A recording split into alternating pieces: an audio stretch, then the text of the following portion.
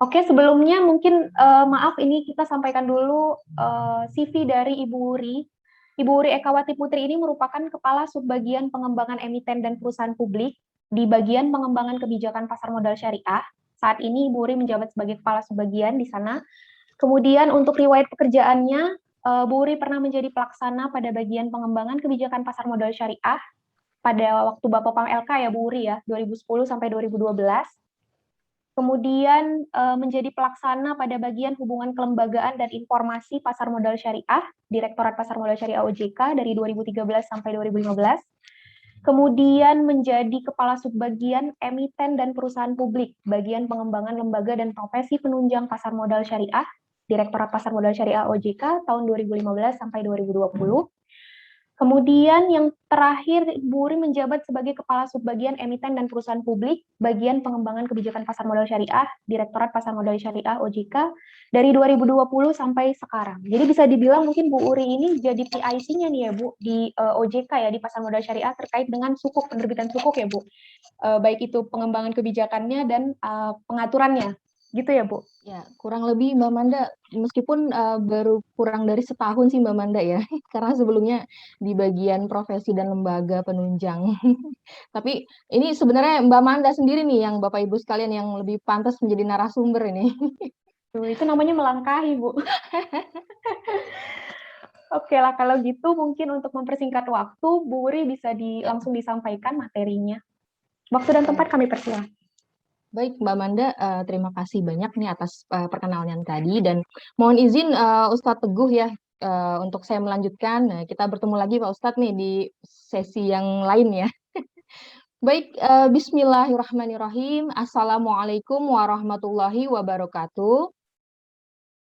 Um, Selamat pagi Bapak Ibu, para dosen, salam takzim dari saya untuk Bapak Ibu sekalian ya, yang insya Allah dimuliakan oleh Allah Subhanahu wa Ta'ala. Salawat serta salam juga tak lupa kita haturkan kepada junjungan Nabi kita Muhammad SAW dan para sahabatnya.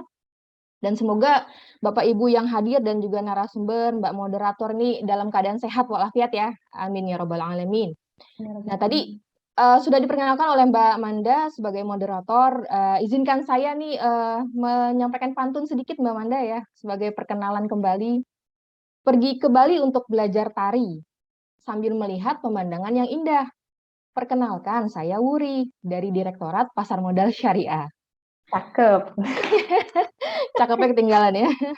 Nah, Kalian. ini mohon izin ditampilkan materinya ya untuk panitia. Terima kasih Mas Hari. Baik Bapak Ibu, yang saya hormati, izinkan saya untuk melanjutkan ya pemaparan atau sharing mengenai sukuk selanjutnya. Boleh dilanjut dengan agendanya Mas Hari? Nah, berikut merupakan agenda yang akan saya coba sampaikan ya kepada Bapak Ibu sekalian. Yang pertama mengenai data-data perkembangan sukuk di Indonesia, kemudian mengenai penerbitan sukuk, pihak-pihak yang akan terlibat dalam penerbitan sukuk, mekanisme perdagangan sukuk, kemudian sekilas mengenai valuasi dan yield sukuk, dan yang terakhir mengenai resiko dari sukuk. Baik, untuk agenda yang pertama, Bapak Ibu sekalian, yaitu perkembangan sukuk di Indonesia. Nah, sukuk merupakan salah satu instrumen penting di pasar modal syariah. Selain sebagai instrumen pendanaan, sukuk juga dapat sebagai menjadi instrumen investasi dan juga likuiditas. Nah, korporasi yang pertama kali menerbitkan sukuk di Indonesia adalah PT Indosat Tbk ya. Mungkin Bapak Ibu juga di sini sudah tahu ya, bahwa PT Indosat menerbitkan sukuk korporasi pada tahun 2002 yang pada saat itu namanya masih obligasi syariah ya, belum dikenal istilah sukuk, ya, tapi obligasi syariah. Nah, dengan nilai penawaran sekitar 175 miliar dengan menggunakan struktur mudharabah. Nah, setelah penerbitan sukuk atau obligasi syariah tersebut pecah telur ya oleh PT Indosat, barulah selanjutnya beberapa korporasi lain mengikuti jejak Indosat dengan menerbitkan sukuk korporasi, baik yang menggunakan struktur mudharabah maupun ijaroh. Nah, sejak pertama kali diterbitkannya di Indonesia pada tahun 2002 dengan nama obligasi syariah, sukuk terus berkembang. Nah, jika kita lihat perkembangannya melalui grafik yang telah di-share ini dari tahun 2016 hingga 2021, baik jumlah maupun nilai penerbitan sukuk dari tahun ke tahun ini semakin meningkat. Nah, jika kita lihat pada garis yang berwarna hijau ya, merupakan total sukuk korporasi yang telah diterbitkan di Indonesia. Sejak awal penerbitannya pada tahun 2002 hingga tahun 2016, itu telah terdapat 102 seri sukuk dengan nilai nominal sebesar 20,43 triliun. Nah, pertumbuhannya pun terus meningkat ya Bapak Ibu sekalian ya hingga awal Oktober 2021, yaitu untuk akumulasi jumlah penerbitan sukuk sendiri itu naik hingga 213%. Dari 102 seri pada tahun 2016 hingga 8 Oktober ini menjadi 320 seri penerbitan sukuk. Nah, begitupun dengan nilai akumulasi penerbitannya yang juga mengalami kenaikan sebesar 216% ya, kurang lebih dari 20,43 triliun pada 2016 menjadi 64,7 triliun. Nah, sementara itu Bapak Ibu sekalian, hingga 8 Oktober 2021, jumlah sukuk yang beredar atau outstanding sebanyak 190 seri atau meningkat 258,49% dari tahun 2016 dengan nilai outstanding-nya sebesar 36,46 triliun. Nah, suku korporasi ini terus mengalami pertumbuhan dan telah berhasil melewati 5% trap ya dengan market share nilai sukuk terhadap pasar obligasi dan sukuk sebesar 8,3% hingga awal Oktober 2021. Namun demikian OJK sendiri bersama para pihak terkait tentunya akan terus berupaya untuk meningkatkan pertumbuhan suku korporasi di Indonesia sehingga dapat mencapai pangsa pasarnya yang 10% ya, bahkan lebih ya dari total efek bersifat utang dan juga sukuk. Nah, untuk chat kiri bawah ini menunjukkan data market share jumlah seri penerbitan sukuk korporasi dibandingkan dengan total penerbitan obligasi dan sukuk, yaitu sebesar 21,13%. Kemudian lanjut, sejak pertama kali diterbitkan hingga saat ini, penerbitan suku korporasi sendiri di Indonesia masih terbatas pada penggunaan akad ijaroh dan juga mudharabah ya, serta penggunaan akad wakalah yang baru muncul pada tahun 2018. Nah, tadi benar kata Ustadz Teguh ya, bahwa memang kurang lebih baru satu pihak yang menerbitkan sukuk dengan akad wakalah, meskipun dengan beberapa serinya. Nah, meskipun menggunakan akad yang sama, namun skema penerbitan sukuk ini yang digunakan dapat berbeda nih, sesuai dengan kondisi dari masing-masing perusahaan atau emiten pada saat penerbitan. Bentuk skema penerbitan sukuk yang digunakan juga yang paling memungkinkan untuk diterapkan oleh perusahaan dengan memperhatikan jenis kegiatan usaha perusahaan ataupun ketersediaan underlying aset yang menjadi dasar dari penerbitan sukuk itu.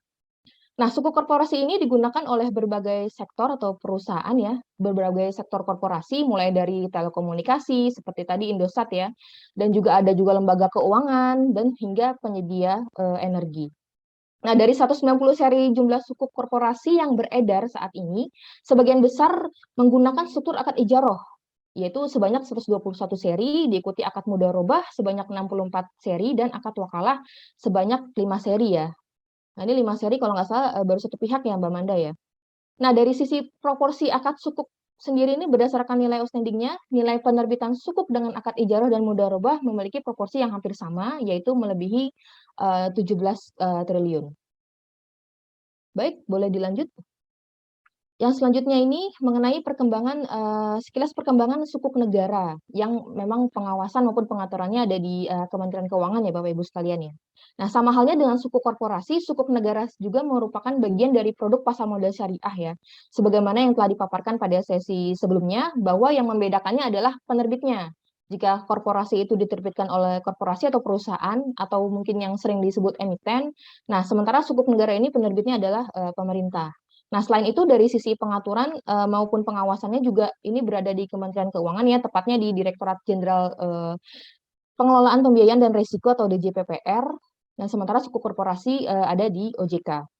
Nah, berdasarkan grafik ini, jumlah outstanding sukuk negara per akhir September 2021 ya, mencapai 72 seri atau 28,46% dari total surat berharga negara. Sementara itu dari sisi nominalnya, nilai outstanding sukuk negara ini mencapai 1.150,91 triliun atau 19,50% dari total nilai surat berharga negara.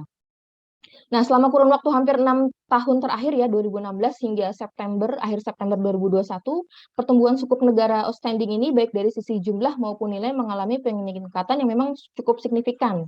Dari sisi nilai, sukuk negara yang outstanding atau beredar mengalami peningkatan sebesar 178,92%, dan sementara dari sisi jumlahnya, sukuk negara yang beredar ya atau outstanding mengalami peningkatan sebesar 38,46%. Baik, tadi sekilas mengenai perkembangan dari sukuk. Agenda kedua yaitu mengenai proses dari penerbitan sukuk. Nah, dalam rangka penerbitan sukuk, perusahaan atau pihak penerbit sukuk ini harus melalui beberapa tahapan, Bapak Ibu sekalian ya. Tahapan kegiatan itu mulai dari persiapan di dalam internal perusahaan, kemudian ada proses pendaftaran ke OJK, kemudian ada penawaran umum, hingga nanti ada proses yang namanya pelaporan pasca dari penawaran umum itu sendiri. Nah, tahapan pertama ini adalah tahapan persiapan. Pada tahap ini merupakan tahapan awal bagi perusahaan yang bermaksud untuk mendapatkan pendanaan melalui penerbitan sukuk korporasi. Nah, beberapa hal yang dilakukan dalam tahap ini antara lain perusahaan itu membentuk tim internal yang akan memproses penerbitan sukuk. Nah, tim internal perusahaan ini yang menyiapkan data dan informasi terkait aspek keuangan, mulai dari aspek keuangannya, legal, operasional, kepatuhan, dan lain-lain ya, yang akan dimuat di dalam dokumen pendaftaran penerbitan sukuk. Nah, setelah tim internal ini terbentuk, perusahaan perlu memilih nih namanya tim eksternal. Nah, tim eksternal ini yang akan membantu proses penerbitan sukuknya. Tim eksternal ini antara lain terdiri dari ada penjamin emisi sukuk yang akan menjadi sebagai lead underwriter-nya ya. Dan selanjutnya penjamin emisi ini akan membantu perusahaan untuk memilih pihak eksternal lainnya seperti lembaga penunjang pasar modal. Ada wali amanatnya, kemudian ada biro administrasi efek, dan ada juga pemeringkat efeknya. Dan juga profesi penunjang yang memang membantu dalam penerbitan sukuk seperti akuntan, konsultan hukum, penilai, dan juga tim ahli syariah. Kemudian keberadaan dari lembaga dan profesi penunjang itu sendiri juga memberikan penilaian yang independen dari pihak yang terpercaya nih, sehingga diharapkan tercapainya prinsip keterbukaan informasi kepada publik atau masyarakat. Nah, dalam melakukan pemilihan lembaga dan profesi penunjang, perusahaan itu harus melihat rekam jejaknya dan juga reputasinya dalam melakukan kegiatan serta besarnya biaya jasa yang diberikan. Nah, selain itu perusahaan atau emiten yang akan menerbitkan sukuk juga harus memastikan bahwa lembaga dan profesi penunjang yang ditunjuk tadi itu terdaftar dan mendapatkan izin dari OJK. Nah, selanjutnya, tim internal tadi dan tim eksternal ya yang sudah tergabung menyusun rencana dari penerbitan sukuk itu sendiri ya, yang terdiri dari kebutuhan dana yang akan kebutuhan dananya berapa itu atas penerbitan sukuknya, kemudian juga mekanisme penerbitan sukuknya apakah akan hanya sekali atau mungkin secara bertahap gitu ya, dan juga identifikasi dari aset perusahaan yang dapat dijadikan underlying asetnya ya, yang sebagai syarat utama dari penerbitan sukuk itu. Kemudian juga tujuan penggunaan dananya, tujuan penggunaannya itu untuk apa gitu ya, yang penting tidak bertentangan dengan prinsip syariah. Kemudian juga menyiapkan yang namanya seluruh dokumen pendaftaran penerbitan sukuk yang akan disampaikan kepada OJK. Nah, dokumen pendaftaran tadi sudah disiapkan ini terdiri dari prospektus, kemudian juga ada hasil pemeringkatan ya atas sukuknya, kemudian ada PWA atau perjanjian perwali amanatan sukuk, ada skema sukuknya seperti apa dan akadnya yang digunakan apa, hingga pernyataan dari kesesuaian syariah atau PKS dari Dewan Pengawas Syariah Perusahaan atau tim ahli syariah ya yang telah dibentuk tadi. Nah, setelah menyepakati semua ketentuan dalam penjaminan emisi sukuk tadi, perusahaan dan penjamin emisi efek menandatangani perjanjian penjaminan sukuk. Nah, perjanjian ini menjadi dasar bagi penjamin emisi dalam melakukan tugas penjaminan atas penerbitan sukuk. Nah, perusahaan yang akan menerbitkan sukuk ini wajib melakukan pembayaran biaya pernyataan pendaftaran nih kepada sistem OJK, namanya ada sistem SIPO. Nah, dalam hal sukuk yang diterbitkan akan dicatatkan di bursa, maka sebelum penerbitan sukuk itu perusahaan harus mendapatkan persetujuan juga, persetujuan prinsip atas pencatatan sukuknya di Bursa Efek Indonesia. Nah, persetujuan atas pencatatan ini juga nanti akan disampaikan kepada OJK. Nah, kemudian tahap selanjutnya adalah emiten atau perusahaan calon penerbit sukuk menyampaikan dokumen pernyataan pendaftaran sukuknya secara elektronik melalui sistem sprint dengan melampirkan seluruh dokumen yang dibutuhkan. Nah, sistem ini kurang lebih berlaku sejak akhir tahun 2017 ya, Bapak Ibu sekalian. Selanjutnya dokumen tadi ya, dokumen pernyataan pendaftaran sukuk yang disampaikan perusahaan direview oleh OJK. Nah, jika memang sudah lengkap ya, dinyatakan lengkap oleh OJK, tidak ada komen lagi, kemudian dilanjutkan OJK ini akan menyampaikan semacam izin kepada perusahaan untuk melakukan publikasi si perusahaan bahwa dia akan menerbitkan sukuk ya melalui prospektus ringkas. Nah, kemudian dilanjutkan dengan penawaran awal untuk mengetahui tadi ya minat investor seperti apa sih nih atas sukuk yang akan diterbitkan perusahaan gitu kan. Karena nanti minat ini akan juga mempengaruhi apa namanya dari imbal hasil akan ditentukan nih yang akan disepakati antara si perusahaan tadi ya atas dengan penjamin emisi atas sukuk yang akan diterbitkannya. Nah, kemudian hasil tadi ya penawaran awal tadi atau book building tadi dokumennya seluruhnya disampaikan lagi kepada OJK. Kalau memang tidak ada komen atas hal tersebut ya dari OJK, OJK akan kembali mengeluarkan yang namanya surat pernyataan efektif. Nah, surat pernyataan efektif inilah yang dijadikan perusahaan ya sebagai apa ya izin untuk melakukan penawaran umum atas sukuknya tadi ya.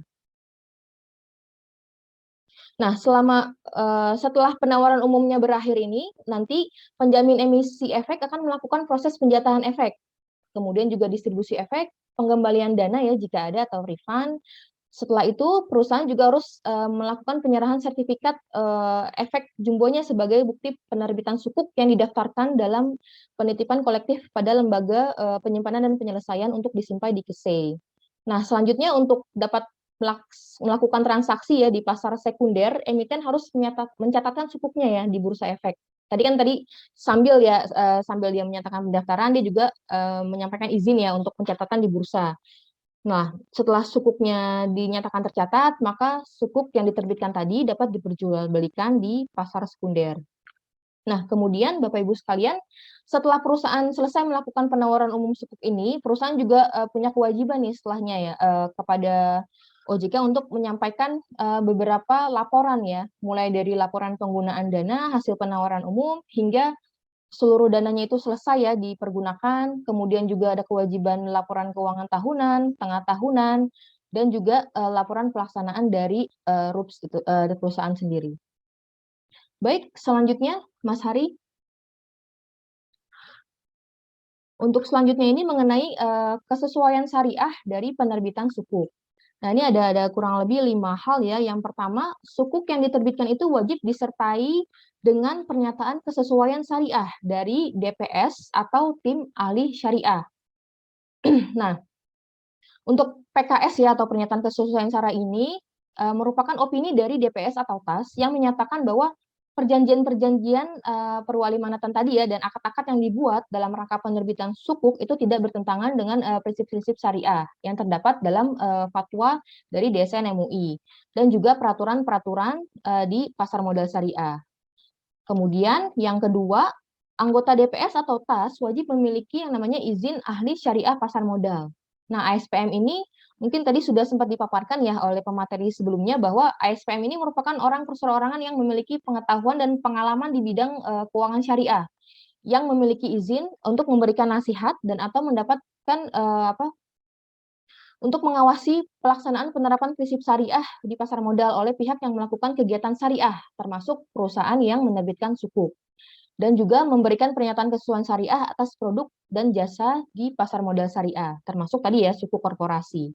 Nah, kemudian yang ketiga, pernyataan kesesuaian syariah atas sukuk ini merupakan dokumen tambahan yang wajib disertakan dalam pernyataan pendaftaran dan wajib diungkapkan dalam prospektus. Nah, sukuk ini tidak akan lagi menjadi efek syariah jika yang pertama tidak lagi memiliki aset yang menjadi dasar sukuk atau terjadi perubahan atas jenis akad yang tidak lagi sesuai dengan prinsip syariah ya. Makanya ini akan berubah statusnya dari sukuk menjadi hutang piutang. Nah, tadi nomor 5, jika terjadi demikian pada nomor 4, maka sukuk berubah menjadi utang piutang dan emiten wajib menyelesaikan kewajibannya kepada para pemegang sukuk. Baik, dilanjut. Slide ini mengenai perjanjian perwali amanatan sukuk. Jadi perusahaan yang melakukan penawaran umum sukuk ini wajib menyusun yang namanya perjanjian perwali amanatan sukuk yang biasa disingkat PWA. Nah, secara definisi kontrak PWA ini merupakan perjanjian antara emiten dan wali amanat dalam rangka penerbitan sukuk yang dibuat dalam bentuk akta notaril. Nah, ini apa namanya?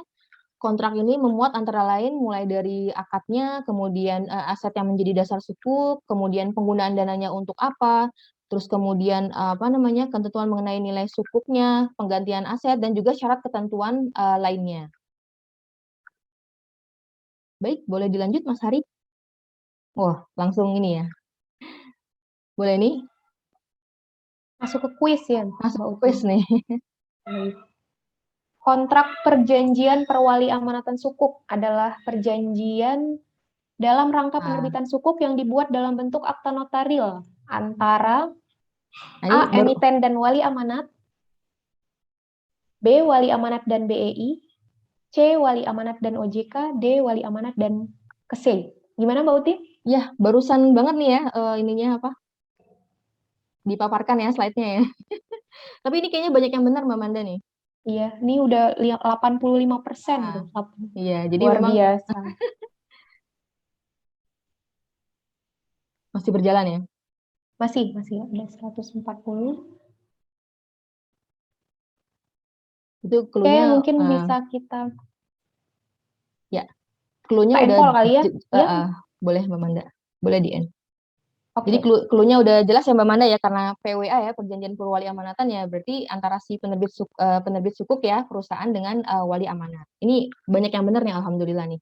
Selamat Bapak Emiten dan Ibu. wali amanat ya, berarti Ya, jawabannya ya. betul, betul yang Oke, A. baiklah kalau gitu. Oke. Boleh dilanjut. Baik.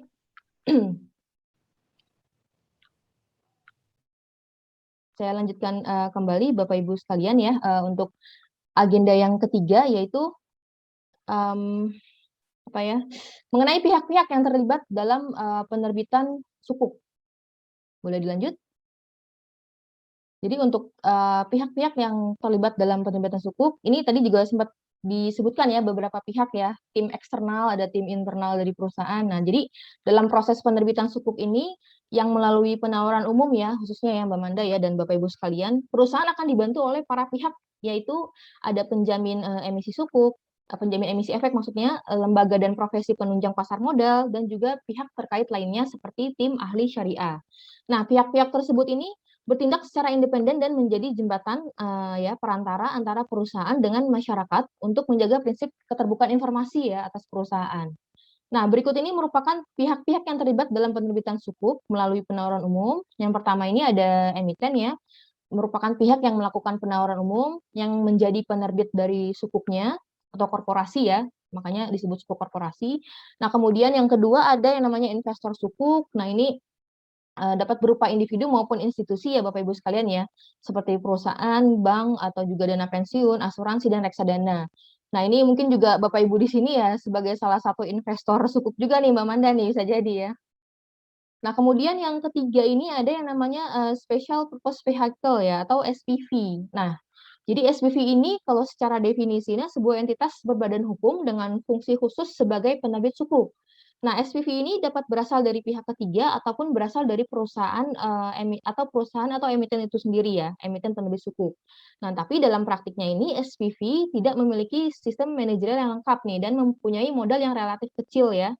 SPV hanya didirikan sesuai dengan standar minimum persyaratan pendiriannya dengan masa juga yang cukup singkat ya, yaitu dimulai dari waktu penerbitan sukuk hingga jatuh temponya. Nah, di Indonesia saat ini SPV hanya digunakan pada penerbitan sukuk negara ya Bapak Ibu ya, yaitu SPV-nya adalah perusahaan penerbit SBSN ya, Surat Berharga Syariah Negara. Nah, sementara pada penerbitan sukuk korporasi hingga saat ini belum ada yang menggunakan SPV ya, tapi langsung diterbitkan oleh perusahaan atau emiten.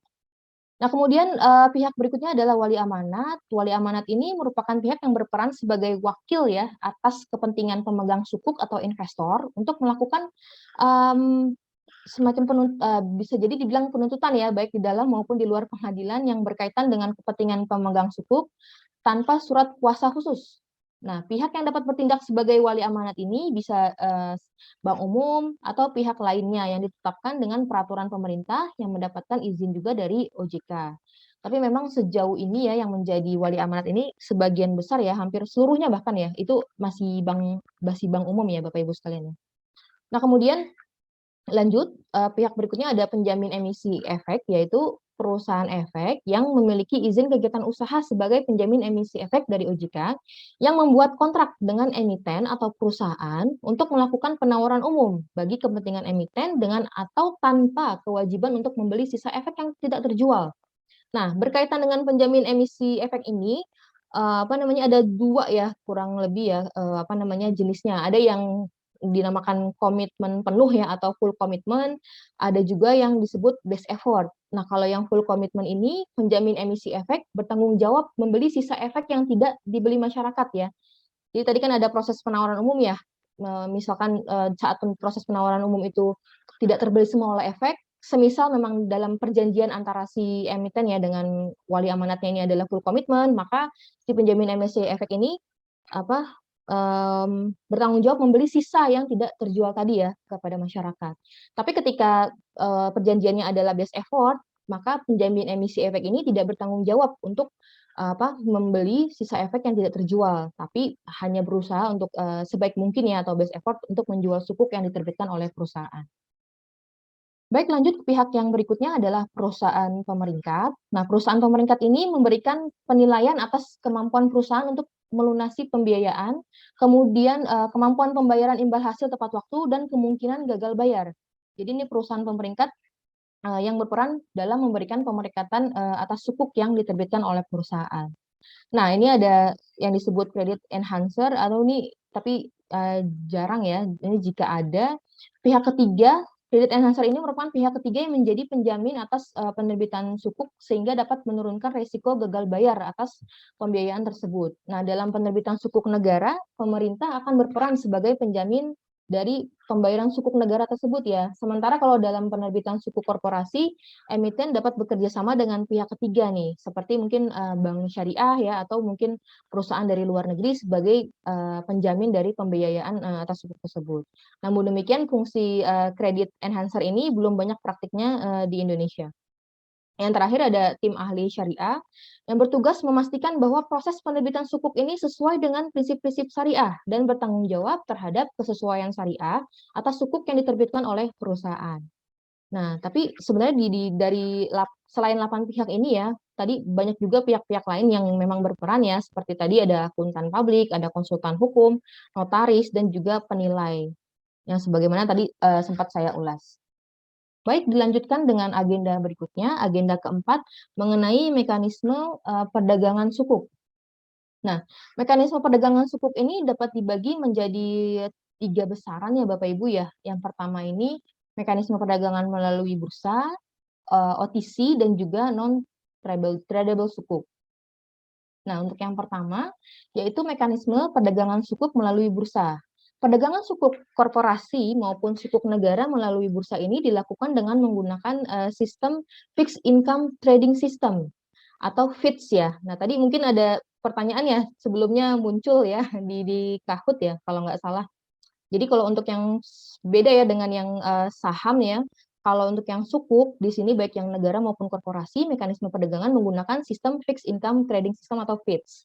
Nah, penggunaan sistem FITS ini adalah jadi pengguna sistem ini adalah perusahaan efek ya yang sudah menjadi anggota bursa atau AB dan menjadi anggota clearing KP ya, dan dalam kegiatan transaksi melalui FITS ini, anggota bursa atau AB tadi bertanggung jawab secara penuh atas seluruh transaksi, baik untuk kepentingan nasabah maupun untuk kepentingan perusahaan efek itu sendiri. Nah, FITS ini merupakan sarana perdagangan sukuk yang disediakan oleh Bursa Efek Indonesia. Nah, sukuk yang dapat ditransaksikan melalui FITS ini adalah sukuk yang dicatatkan di Bursa Efek Indonesia. Jadi mekanisme perdagangan sukuk melalui sistem FIDS ini merupakan transaksi yang terintegrasi antara sistem perdagangan clearing dan juga penyelesaian. Kegiatan perdagangan sukuk melalui FIDS ini didukung oleh peraturan perdagangan yang dibuat oleh Bursa Efek Indonesia dengan persetujuan OJK tentunya. Nah, salah satu ketentuannya yang diatur adalah mengenai satuan perdagangan atau lot size ya, di mana satuan perdagangannya adalah satu lot sama dengan 5 juta rupiah. Mungkin ini bisa dicatat ya, jadi keluar nanti ya pertanyaan.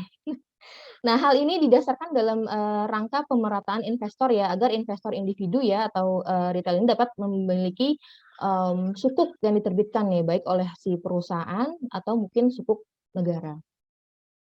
Bapak Ibu sekalian, sistem PIDS ini menggunakan metode remote access ya dari masing-masing kantor anggota bursa, sehingga anggota bursa ini atau perusahaan efek tadi dapat memberikan pelayanan order ya, jual atau beli kepada para nasabahnya secara efektif dan juga efisien. Nah, selanjutnya perdagangan melalui FIDS ini terdiri dari dua tipe perdagangan. Yang pertama, pasar reguler outreach, yaitu mekanisme perdagangan yang secara lelang berkesinambungan dengan metode pembentukan harga yang didasar atas prioritas harga dan waktu. Nah, penyelesaian transaksi ini dilakukan 2 hari kerja ya atau T+2 setelah transaksi dilakukan. Nah, yang kedua, tipe perdagangannya adalah pasar negosiasi, yaitu fasilitas yang memungkinkan para anggota bursa tadi melakukan kesepakatan transaksi atau negosiasi sesama anggota bursa atau dengan pihak lain. Nah, penyelesaian transaksi dilakukan sesuai kesepakatan penjual dan pembeli, sesuai pada hari bursa ke-1 hingga hari bursa ke-7. Jadi kalau yang tadi ya, yang pasar reguler itu T+2, tapi kayak yang udah negosiasi, penyelesaiannya itu tergantung kesepakatan tadi ya, antara penjual dan pembelinya pada hari bursa ke-1 hingga hari ke-7. Baik, bisa dilanjutkan. Kalau ini mungkin sekilas mengenai biaya ya, anggota bursa yang melakukan transaksi tadi ya, atau perdagangan sukuk melalui FIDS tadi, wajib membayar biaya transaksi sebagai berikut yang dihidungkan tadi, jadi untuk yang biaya transaksi untuk yang pasar reguler ini, untuk yang nominal transaksi itu kurang dari 500 kurang atau sama dengan 500 juta ini dikenakan untuk pasar regulernya itu Rp20.000, sedangkan yang negosiasi Rp35.000. Kemudian untuk yang kategori 500 juta hingga 10 M ini ada persentase tertentunya ya, mungkin Bapak Ibu bisa dilihat, dan juga dikenakan PPN 10%. Baik, mungkin selanjutnya Mas Hari, berikutnya adalah yang mekanisme perdagangan sukuk melalui over the counter atau OTC. Nah, mekanisme transaksi OTC ini juga disebut transaksi di luar bursa ya biasanya ya, yaitu transaksi antara si perusahaan efek atau antara perusahaan efek dengan pihak lain yang tidak diatur oleh bursa efek. Dan transaksi efek ini antara pihak yang bukan perusahaan efek. Nah, adapun perdagangan-perdagangan yang masuk dalam OTC ini diatur melalui POJK nomor 22 ya tahun 2019 tentang transaksi efek dan juga POJK 8 tentang penyelenggaraan pasar alternatif.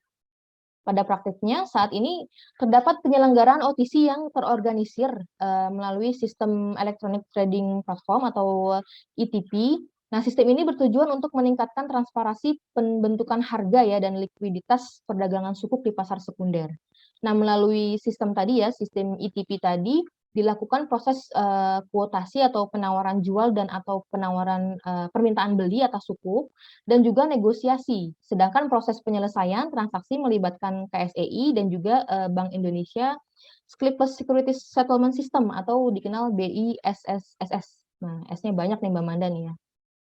Mengenai nggak kedinginan. Nah, berdasarkan peraturan OJK tadi ya nomor 22 tahun 2017 tentang pelaporan transaksi efek, transaksi surat utang yang pasar sekunder tetap masuk ke dalam kategori transaksi yang harus dilaporkan kepada OJK melalui Bursa Efek Indonesia selaku penerima laporan transaksi efek atau PLTE. Nah, PLTE ini kemudian memiliki kewajiban untuk mempublikasikan data transaksi sehingga tetap dapat diakses oleh masyarakat umum secara berkala atau real time. Kemudian yang selanjutnya adalah non-tradable sukuk. Nah, meskipun infrastruktur tadi ya, perdagangan di pasar sekunder untuk sukuk saat ini sudah berkembang, tapi terdapat beberapa jenis sukuk yang memiliki karakteristik unik sehingga tidak dapat diperdagangkan di pasar sekunder. Nah, berdasarkan IUV ya, standar nomor 17, sukuk dengan karakteristik non-tribal ini adalah sukuk dengan akad salam, sukuk dengan akad salam, sukuk istisna, dan juga sukuk murabahah. Nah, secara praktik memang belum ada ya penerbitan sukuk korporasi dengan akad-akad tersebut di Indonesia. Nah, mungkin kalau masih ada waktu, saya coba sedikit, paparkan ya, kenapa tadi sukuk salam tadi, tidak diperbolehkan ya untuk diperdagangkan, karena sukuk salam ini merupakan sukuk yang diterbitkan, untuk membiayai transaksi dengan akad salam, di mana dalam akad salam ini skema transaksinya yang digunakan adalah jual beli dengan pembayaran pokok di awal dan penyerahan barangnya itu dilakukan pada saat jatuh tempo. Nah, sukuk ini, sesuai untuk perusahaan dengan underlying aset berupa komoditas ya, pertanian atau mungkin pertambangan. Nah, namun mengingat aset yang digunakan sebagai underlying belum memiliki bentuk fisik ya, karena memang penyerahannya di akhir, maka sukuk salam ini tidak boleh diperdagangkan di pasar sekunder. Nah, sementara sukuk yang istisna tadi memiliki karakteristik yang hampir sama dengan sukuk salam ya, namun digunakan untuk proyek yang membutuhkan proses produksi seperti mungkin pembangunan gedung atau mungkin jembatan ya, dengan spesifikasi tertentu.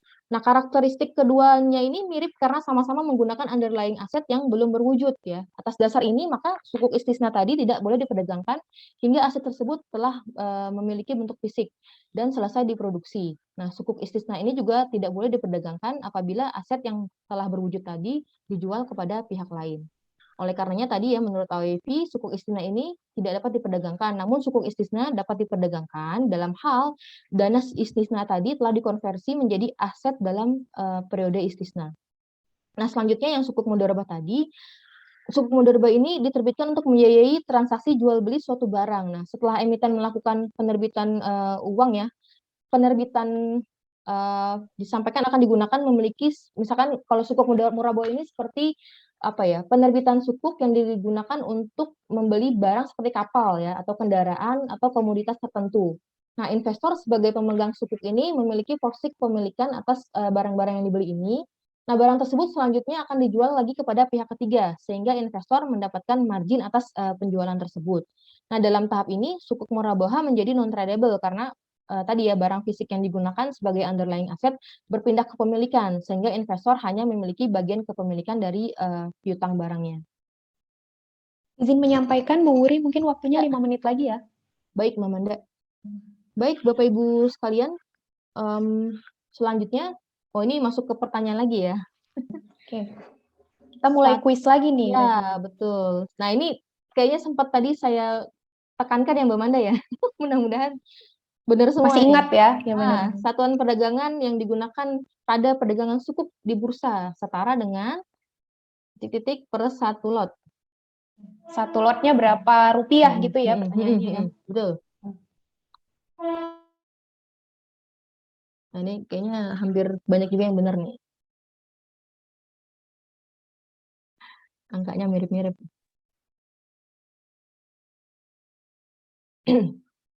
Oke, mungkin udah bisa kita Ya, empol kali ya? ya, silakan Mbak Manda. Oke, siap. Nah, itu jawabannya yang C tadi 5 itu Mbak juta. Manda ya, betul. Yang ini 70% benar ya. Alhamdulillah. Alhamdulillah. Berarti fokus. Alhamdulillah. Oke, baik Bu Wuri, Baik, silakan dilanjutkan. baik Mbak Manda. Untuk agenda berikutnya ini mengenai valuasi dan juga yield sukuk ya. Nah, ini secara umum sukuk ini merupakan jenis instrumen berbasis seperti utang ya, namun memiliki karakteristik yang berbeda dengan pembayaran utang. Nah, penerbit sukuk hanya akan memberikan imbalan di tiap-tiap periode yang disepakati. Namun nilai awalnya ini tidak akan berkurang dan baru akan dibayarkan pada saat jatuh tempo. Jadi nilai sukuk yang ada di pasar ini akan tetap sesuai dengan nominal penerbitannya hingga jatuh tempo. Nah, karakteristik ini berbeda dengan harga saham ya yang langsung bergerak mengikuti perubahan permintaan dan juga penawaran di pasar. Nah, oleh karena itu untuk menentukan nilai sukuk pada suatu periode tertentu ini diperlukan metode valuasi yang berbeda nih. Nah, valuasi sukuk sendiri ini dapat dilakukan dengan terlebih dahulu mencari informasi mengenai yang pertama, periode yang tersisa hingga jatuh tempo. kemudian juga nilai nominal dari penerbitan sukuknya, kupon atau imbal hasil atas sukuk, tingkat suku bunga yang ditawarkan oleh instrumen berbasis utang atau obligasi, jadi instrumen tandingannya gitu ya. Jadi tingkat suku bunga obligasi yang diterbitkan pada saat itu berapa, kemudian juga tingkat suku bunga pasar ini disebut juga dengan yield to maturity ya, atau YTM ya, atau yield obligasi. Nah, semua sumber informasi ini investor dapat menghitung nilai arus kas sukuk sebagai perkiraan nilai pasar sukuk saat ini atau present value-nya. Baik, yang terakhir, agenda terakhir mengenai resiko suku. Nah, sama seperti produk pasar modal syariah lainnya ya, di samping memiliki beberapa keunggulan, sukuk juga memiliki beberapa resiko. Nah, resiko ini dapat dialami oleh investor maupun juga emiten atau perusahaan sebagai penerbit sukuk. Nah, adapun resiko bagi si investor ini yang pertama adalah resiko likuiditas, yaitu merupakan resiko yang terjadi di pasar sekunder ya, pada saat investor ini tidak gampang gitu ya, tidak mudah untuk menjual kembali sukuk yang dimiliki ya, dengan harga yang wajar. Nah, selanjutnya resiko berikutnya adalah resiko pasar, di mana resiko ini disebabkan oleh pergerakan faktor-faktor pasar yang merugikan perusahaan dan dapat menyebabkan resiko terjadi perubahan nilai sukuk. Nah, resiko pasar ini biasanya meliputi resiko pergerakan nilai tukar, suku bunga, ada juga harga ekuitas dan juga harga komoditas. Nah, kemudian ada resiko imbal hasil. Resiko imbal hasil ini diakibatkan adanya perubahan pada tingkat imbal hasil yang ditawarkan perusahaan kepada investor. Nah, kemudian risiko ini biasanya terjadi pada sukuk dengan akad kerjasama ya, seperti akad mudharabah dan musyarakah. Nah, hal ini dapat terjadi karena menurunnya kinerja keuangan perusahaan sehingga dana yang dapat disalurkan kepada investor ini juga ikut berkurang. Nah, kemudian risiko berikutnya adalah risiko terkait underlying ya atau aset. Risiko yang terjadi pada saat aset yang menjadi underlying ini tidak beroperasi sebagaimana yang diharapkan. Kemudian ada risiko gagal bayar atau default risk. Nah, ini adalah risiko yang disebabkan oleh kegagalan perusahaan dalam melakukan pembayaran, baik imbal hasil maupun pokok sukuk pada saat jatuh tempo dan waktu lain yang telah ditetapkan sebelumnya. Nah, risiko ini dapat terjadi sebagai dampak atas memburuknya kinerja perusahaan, terutama mengenai kinerja keuangan perusahaan. Nah, sementara itu untuk risiko bagi emiten, ini ada kurang lebih 4 risiko ya. Yang pertama ada risiko likuiditas, di mana risiko ini adalah ketidakmampuan emiten untuk memenuhi kewajibannya ya pada saat jatuh tempo dari sumber pendanaan arus kas dan atau dari aset likuid yang berkualitas tinggi yang dapat diagunkan tanpa mengganggu aktivitas dan kondisi keuangan perusahaan. Kemudian resiko berikutnya ada resiko operasional, yaitu resiko yang disebabkan oleh ketidakcukupan atau ketidakberfungsiannya proses internal perusahaan, atau kesalahan manusia, atau kegagalan sistem, dan lain sebagainya. Nah, resiko kemudian ada resiko makroekonomi. Nah, resiko ini dikarenakan adanya perubahan kondisi makroekonomi nih ya, baik nasional maupun global, seperti mungkin resesi, atau mungkin inflasi, atau perang dagang. Dan yang terakhir ada risiko perubahan kebijakan pemerintah. Risiko ini disebabkan adanya perubahan kebijakan pemerintah yang mempengaruhi kinerja perusahaan, seperti mungkin adanya kebijakan pemerintah untuk meningkatkan kuota impor dan juga larangan ekspor suatu komoditas mentah. Baik, mungkin itu Mbak Amanda masuk ke pertanyaan berikutnya ya. Oke, ini satu Baik, lagi nih Bapak Ibu, kuisnya ya. satu pertanyaan lagi dari Mayura, sebut merek tuh. Nah, berikut ini merupakan resiko sukuk bagi investor kecuali. Ada Nah, kecualinya ini ya, Mbak. barusan Jangan aja ya, sampai. masih hangat. Ada kecualinya nih. Ini biasanya suka mengecoh Mbak Manda nih, kata kecuali nih. Kecualinya. Mana nih yang kira-kira yang bukan merupakan risiko sukuk bagi investor? Berarti Oke. resikonya bagi penerbit ya. Nah, ini sepertinya banyak yang Mungkin benar udah juga bisa Mbak kali Manda. ya kita ini ya. Ya, Kita. ya. Boleh, boleh. Silakan Mbak Manda. Nah, ini jawabannya sesuai dengan jawaban terbanyak Mbak Manda, kecuali adalah risiko makroekonomi, karena ini risiko bagi si penerbit sukuknya. Oke, kalau gitu bener ya. Lebih Baik, banyak yang bener ya, ah, Bu Puri ya. iya Oke. Mbak Manda, betul, betul. Baik, itu mungkin Mbak Manda yang bisa saya paparkan, kurang lebihnya mohon maaf. Saya kembalikan ke Mbak Manda. Terima kasih.